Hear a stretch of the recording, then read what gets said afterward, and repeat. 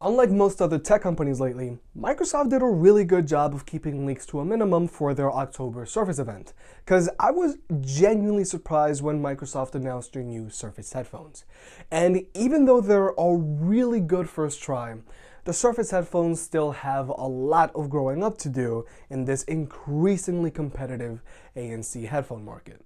The Surface headphones are Microsoft's first in-house design active noise cancelling headphones and retail for $350, making them premium ANC headphones that compete directly with the Sony 1000XM3s, which for transparency are still my favorites and most recommended ANC headphones.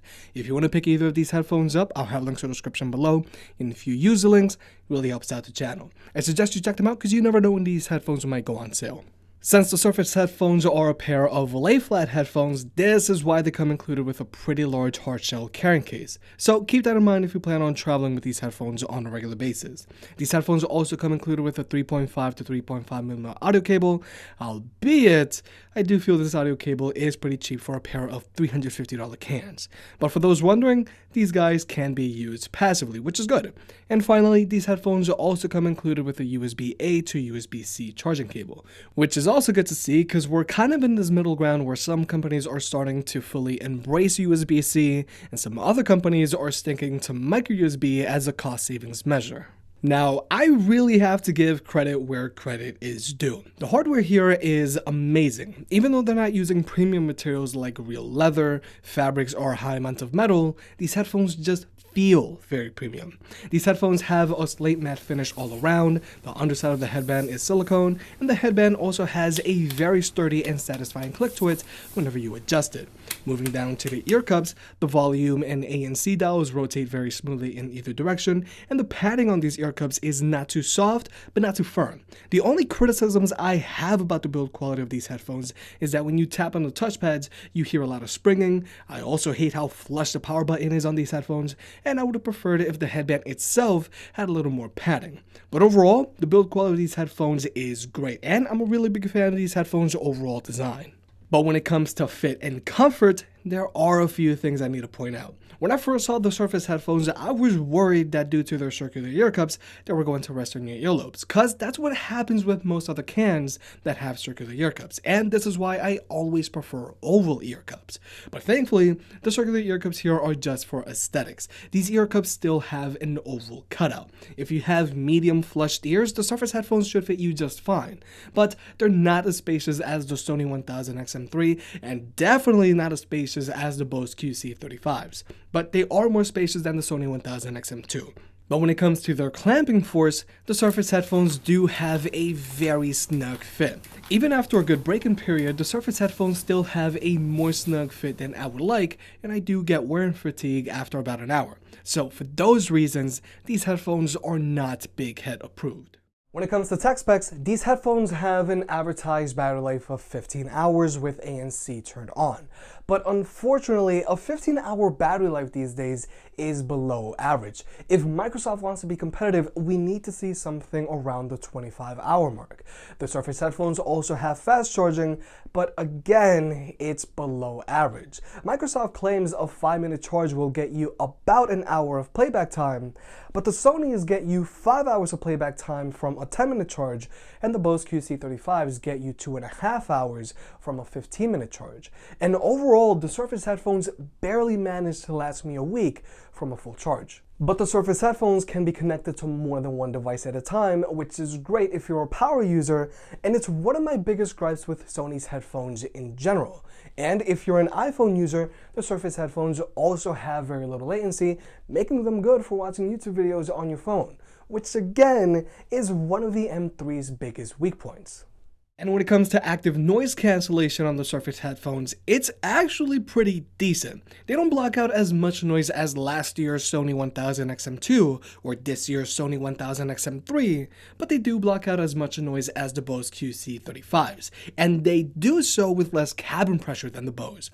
But definitely, the Surface headphones has an easier time blocking out constant low frequency sounds like road noise, and does struggle a bit when it comes to random higher frequency sounds like chatter.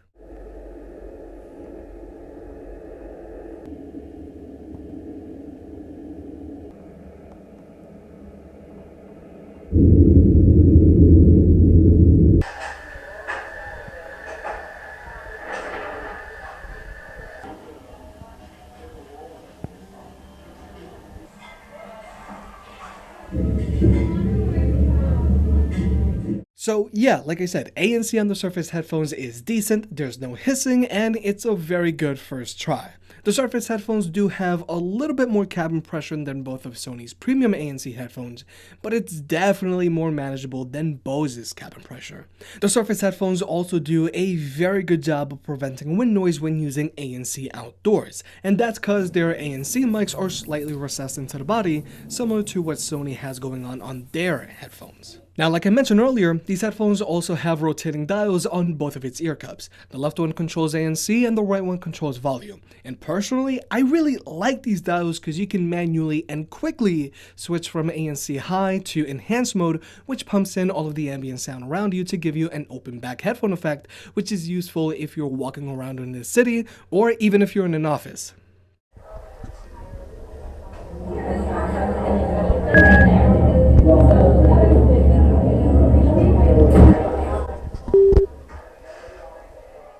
But my problem with Microsoft's enhanced mode is that it's filtering and letting in the wrong sounds. Enhanced mode on these headphones pumps in noise pollution like the rumbling of an air conditioning unit or road noise if you're in a car, not people's voices. So whenever someone talks, their voice sounds incredibly muffled through enhanced mode. And for comparison, Sony has their ambient sound control. They let you control how much ambient noise you want to let in, and they also do a much better job of still blocking out the noise pollution you don't want, but lets in people's voices.